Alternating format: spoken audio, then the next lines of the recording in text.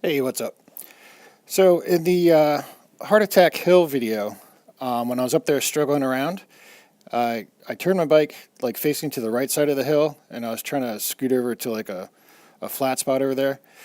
But anyways, the bike made a really weird, bad sound. To me, it didn't sound like tires slipping, although I'm sure they were, but it sounded like something mechanical. I don't know. I mean, we rode for like another couple hours after this. I didn't really notice anything bad going on, but it might be that my clutch is starting to slip a little more again. It could be that when I had the bike over that way, that the sprocket or chain or something was on one of those rocks, kind of like to my right now in the video.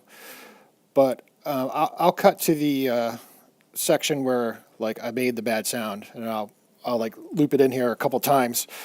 But I don't know if you have an idea what you think it might be. Let me know in the comments. But otherwise, I'm gonna keep riding this sumbitch, and I'll see you guys at the Dirty Santa this weekend. Later.